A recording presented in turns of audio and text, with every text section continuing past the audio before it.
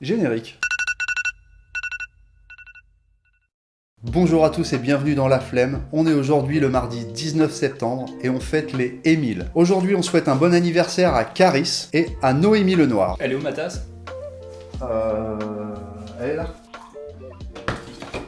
Bonjour mes petits choux à la crème. Je n'ai pas de journée nationale, ni mondiale, ni internationale aujourd'hui. Ah bon? Mais je me suis un petit peu renseigné, avec moult recherches informatiques, de ce qui s'était passé un 19 septembre. Et il s'est passé quoi en 19 septembre? Un 19 septembre, il s'est passé en 1356, la bataille de Poitiers, hyper intéressant. En 1777, la bataille de Saratoga. Oui, ok. Je me suis dit qu'un petit peu de culture dans la chaîne, ça ferait du bien afin de relever un petit peu le niveau, tu vois. Et t'as recherché ça où? Vous connaissez, vous, ChatGPT? Ou, comment aiment l'appeler les anglophones, ChatGPT. C'est une sorte de site internet sur lequel tu peux rechercher absolument tout ce qui te passe par la tête. Comme Google quoi. Comme Google, sauf que t'as même pas à chercher. Google, t'es obligé de taper tac tac, comment on fait une fontaine en chocolat avec de vieux bidons usagés. J'ai des recherches particulières. Oui, tu fais ce que tu veux de tes mardis après-midi. Sur Google, t'es obligé de chercher, mais c'est faut trier. Parfois, t'as des gens qui disent n'importe quoi ou quoi. Là, si tu tapes ça sur ChatGPT, il va te sortir normalement quelque chose d'hyper intéressant. Tu peux également sur ChatGPT,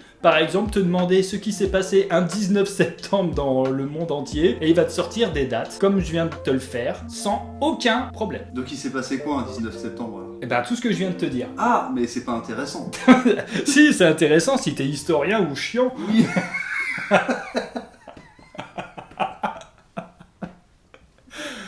Mais pour la chaîne, non, c'est pas intéressant. Aujourd'hui, le sujet, c'est ChatGPT, les gars. Tu tapes ChatGPT dans Google, là va te sortir un site qui s'appelle normalement ChatGPT. Tu te connectes, et là, le monde merveilleux de l'IA, intelligence artificielle pour les francophones, s'ouvre à toi. Toutes tes perversions textuelles te sont permises, mon ami. C'est-à-dire tes perversions textuelles. C'est-à-dire, comment réussir une bonne soupe aux pois chiches? Qui veut la peau de Roger Rabbit? Where is Brian? Y a-t-il un pilote dans l'avion? Que des références de 1990 quoi.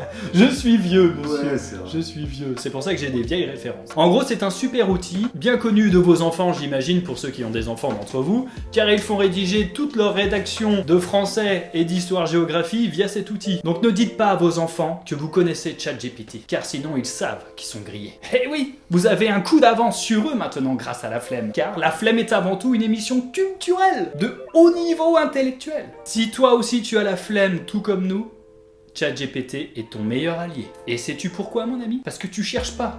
Avec ChatGPT, tu trouves. Oh, je peux ne pas lancer la pause musicale? Oh, je t'en supplie, ne la lance pas. Ok.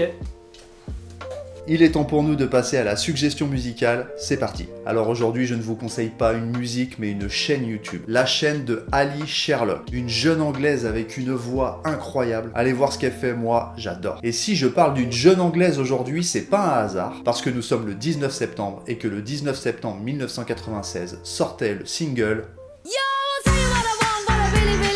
Alors pourquoi un DJ hip-hop de 39 ballets vous parle des Spice Girls? Bah déjà parce qu'en 96 j'avais 12 ans, et quand t'es un jeune garçon de 12 ans qui n'a pas internet et que ce clip passe en boucle, on va dire que ça m'a pas laissé insensible. Mais comment ce morceau a pu être une claque mondiale aussi rapidement? On est en 1993 et il y a des boys bands de partout en Angleterre. La boîte de production Earth Management qui veut créer un girls band pour pouvoir concurrencer. Alors ils font défiler des filles et à la fin du casting ils ont recruté Jerry, Mel, Emma, Victoria et Mélanie. Avant ce casting-là, elles se connaissaient pas du tout, mais elles deviennent instantanément copines. Pas copines, je t'envoie 2 textos par semaine. Elles font tout ensemble. Elles passent leur temps à sortir, elles se tapent des mecs, elles se bourrent la gueule. Dès qu'elles passent quelque part, elles font beaucoup trop de bruit. Elles vivent quoi. Sauf qu'en 99, la place de la femme, c'était pas la même. Et elles, vu qu'elles vivent leur meilleure vie en étant libres, mais qu'elles se font mal regarder, elles veulent changer ça. Avec leur maison de disques, elles enregistrent 2-3 trucs, mais elles trouvent ça nul et elles se cassent. Parce qu'elles sont devenues un groupe uni, elles veulent pas devenir un produit et surtout, elles veulent rester libres de leur image. Elles prennent leur maquette, font des photos et font la tournée des maisons de disques pour un contrat où elles choisissent elles-mêmes le terme de ce dit contrat. Ouais, t'es chiante cette phrase. Ouais, grave. Elles savent ce qu'elles veulent et n'hésitent pas à user de leur charme pour pouvoir accéder aux boîtes de production. Petite anecdote, Jerry Halliwell à son boulot photocopiait ses seins pour pouvoir les montrer aux vigiles des boîtes de production pour pouvoir rentrer. Moi j'avais 12 ans, une photocopie du coude aurait suffi. Et grâce à cette énergie et l'image qu'elles dégagent, elles sont signées chez Virgin mais direct. Elles enregistrent Wannabe et les versions leur plaisent pas du tout. Elles veulent un truc qui pète et elles laissent pas le choix à Virgin. Donc là Virgin ils font appel à Mark Stent. Bon alors Mark Stent c'est 3 Grammy Awards. Il a fait l'album de Lady Gaga, Beyoncé, Madonna, Usher.